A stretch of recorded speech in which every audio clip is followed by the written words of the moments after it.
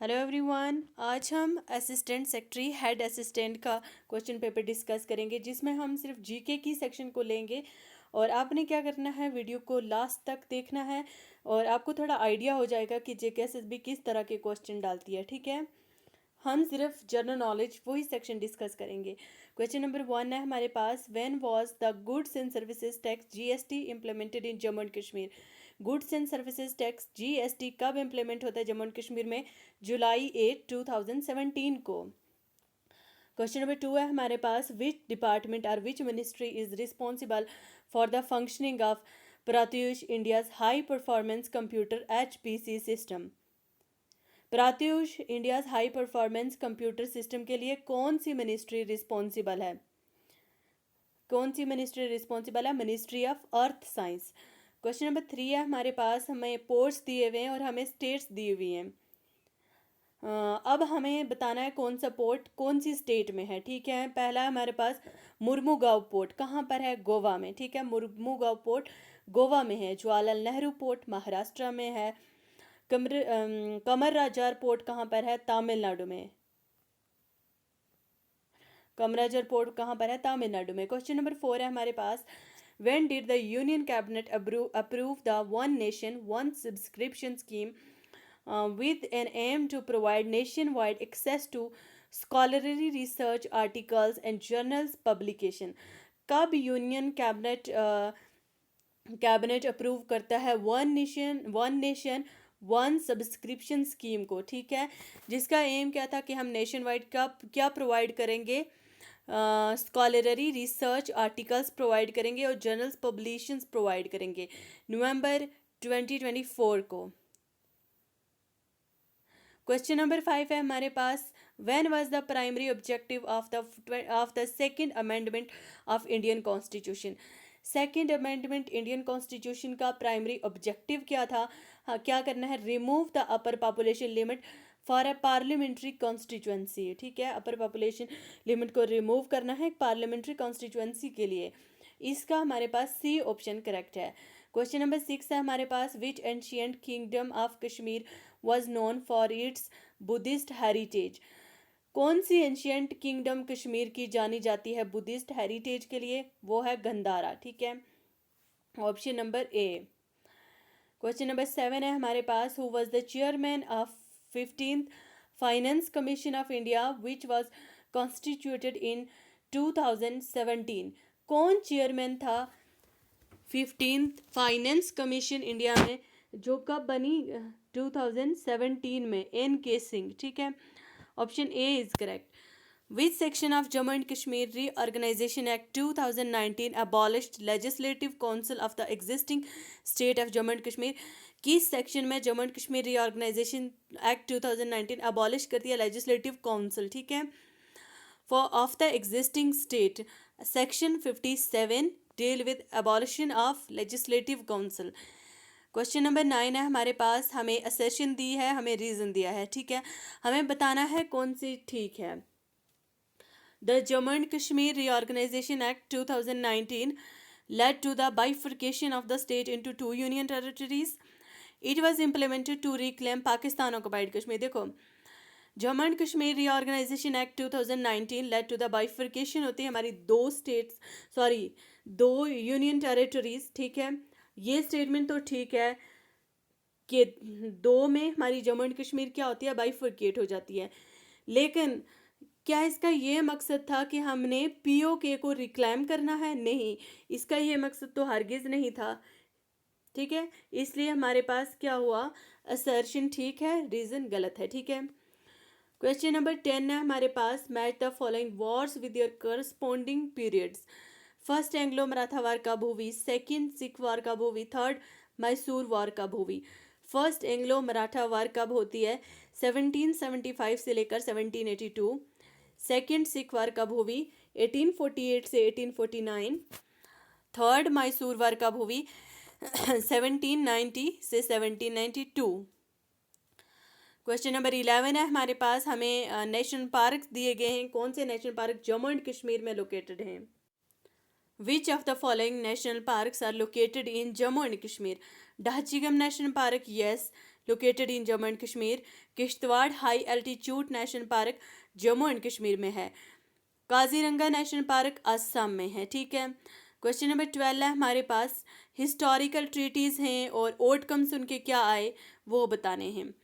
Treaty of Amritsar, creation of Jammu and Kashmir princely state. ठीक है, Shimla agreement, cease fire terms after 1971 war, instrument of accession to India, कि हमने India के साथ जुड़ना है। ठीक है, ये वो वाला इंस्ट्रूमेंट हुआ था। क्वेश्चन नंबर 13 है हमारे पास, match column X with column Y and select the correct answer using given codes जो दिए हुए। ठीक है, ग्रैंड कैनियन, लेक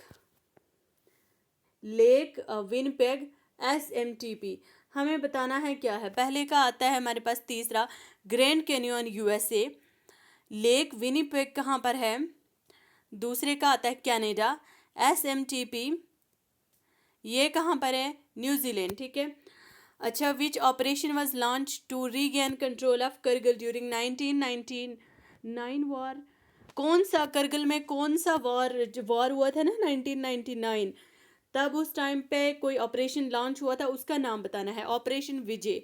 ठीक है, ऑपरेशन विजय लॉन्च हुआ था और ऑपरेशन सफ़ेद सागर लॉन्च हुआ था। ठीक है, ऑपरेशन विजय एंड ऑपरेशन सफ़ेद सागर ड्यूरिंग 1999 वॉर में ये लॉन्च हुए थे। ठीक है, ऑपरेशन मेघदूत सेचिन ग्लेशियर में हुआ था। ठीक है, सेचिन ग्लेशियर में जो हुई थी ना वॉर, उसमें कौन सा ऑपरेशन था, ऑपरेशन मेघदूत। ठीक है, कंसीडर द फॉलोइंग स्टेटमेंट, हमें बताना है। क्वेश्चन नंबर 15 है हमारे पास, the thickness of atmosphere is maximum over the equator, atmosphere की थिकनेस जो है ये इक्वेटर में सबसे ज़्यादा है। असर्शन इसकी देखो, असर्शन है हमारे पास, low insulation and weak convention current over the equator cause the atmosphere to expand. Next है हमारे पास, low insulation and weak convention current over the equator cause the atmosphere to expand. देखो कि थिकनेस एटमॉस्फेयर की maximum होती है equator पर, पहली असर्शन ये है। दूसरी है low insulation and weak convention current equator पर क्या काज करते हैं, एटमॉस्फेयर को एक्सपेंड। ठीक है, असर्शन ए हमारे पास करेक्ट है कि थिकनेस एटमॉस्फेयर की मैक्सिमम होती है इक्वेटर में। ठीक है, लेकिन हमारे पास रीजन इसकी इनकरेक्ट है, इस वजह से नहीं होती। ठीक है, थिकनेस तो होती है, एटमॉस्फेयर की थिकनेस होती है इक्वेटर में ज़्यादा, लेकिन लो इंसुलेशन या वीक कन्वेंशन करंट्स इन वजह से नहीं होती। ठीक है, आगे हमारे पास आर्टिकल मैच द फॉलोइंग। अच्छा, ये कॉलम एक्स कॉलम वाई के साथ हमने क्या करना है, इनको मैच करना है। क्वेश्चन आर्टिकल 1 है हमारे पास, article 1 define India as a union of state, article 14 grant is equality before law, article 16 grants equal opportunity in public employment. Question number 17 है हमारे पास, which major mountain range from northern boundary of Ladakh contributing to its insulation and strategic significance, Karakoram range. ठीक है, Karakoram range जो है northern boundary of Ladakh जो contribute करती है insulation and strategic significance. Question number 18 है हमारे पास, क्योंकि ये देखो ना, ये हमारे पास जो पहली रेंज आ रही है ना काराकोरम रेंज, ये काराकोरम रेंज जो है ना लद्दाख इसी के बीच में आता है। ठीक है, which constitutional provision allowed Jammu and Kashmir to have its own flag, section 144 में जम्मू एंड कश्मीर का अपना फ्लैग था। ठीक है, सेक्शन 370 क्या था, एब्रोगेट हो गया था, जिसमें ये स्टेट थी प्रिंसली स्टेट पहले हुआ करती थी, फिर स्टेट, फिर उसके बाद क्या हुआ, सेक्शन 3 आर्टिकल 370 एब्रोगेट हुआ। ठीक है, आर्टिकल 35A में क्या था कि कोई भी यहाँ की ज़मीन नहीं ले सकता। ठीक है, first lieutenant governor Jammu and Kashmir के कौन थे, गिरीश चंद्र मुर्मू। अब हमें आगे फिर मैच द फॉलोइंग आ गया, बीचेस आ गए, मरियाना बीच को कहाँ पर है, मैरीना एम में आ रही है, हाँ मैरीना बीच कहाँ पर है, तमिलनाडु में। कोवालम बीच कहाँ पर है, कोवालम बीच केरल में। अंजुना बीच कहाँ पर है, गोवा में। कोवालम बीच, मैरीना बीच एंड अंजुना बीच। ठीक है, आगे हमारे पास है विच initiatives plays the most crucial role? Which initiatives plays the most crucial role in boosting employment opportunities in India? किस इनिशिएटिव ने अपना बहुत ज़्यादा क्रूशियल रोल प्ले किया कि यहाँ की एम्प्लॉयमेंट बूस्ट हो सके? इसका आता है हमारे पास national skill development mission. National skill development mission. Question number 22 है हमारे पास, which of the following is famous Mughal garden in Jammu and Kashmir? Nishat Bagh भी है, शालीमार बाग भी है, अच्छाबल गार्डन भी है, ठीक है, ये तीनों कश्मीर में हैं। क्वेश्चन नंबर 23 है हमारे पास, why was the Jammu and Kashmir constitution abrogated in 2019?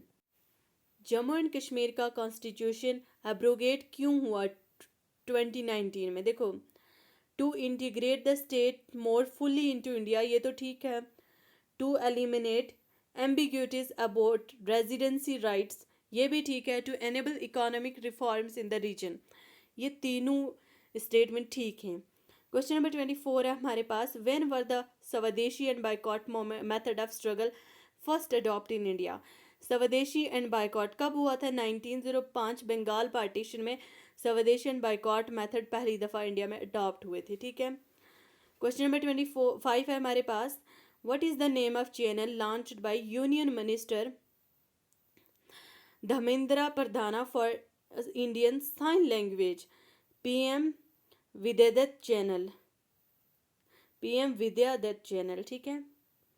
आगे हमारे पास question number 26, who launched the trade watch, a weekly publication focusing on India's trade development? अच्छा, ट्रेड वॉच क्या थी? एक वीकली पब्लिकेशन थी, किस पर फोकस कर रही थी? इंडिया के ट्रेड डेवलपमेंट पर। ये लॉन्च किसने की थी?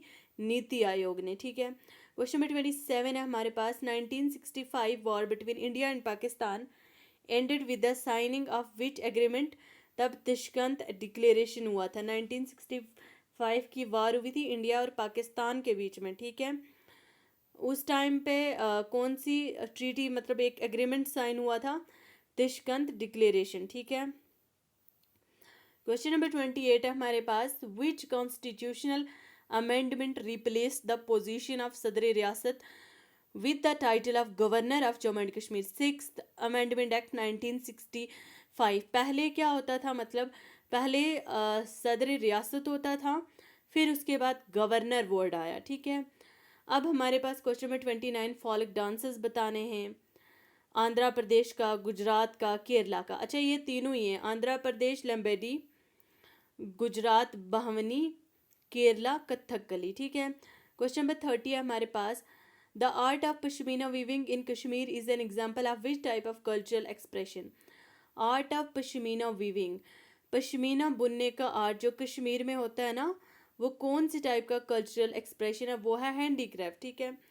क्वेश्चन नंबर 31 है हमारे पास, which of the following highlight the economic significance of Dal lake in Jammu and Kashmir? Jammu and Kashmir में हमें डल लेक की इकोनॉमिक सिग्निफिकेंस बतानी है। देखो, जम्मू एंड कश्मीर की डल लेक से कौन सा हाइड्रो इलेक्ट्रिक पावर जनरेट होता है? तो इन्होंने पहली स्टेटमेंट वो दी है जो कि पूरी गलत है, ठीक है।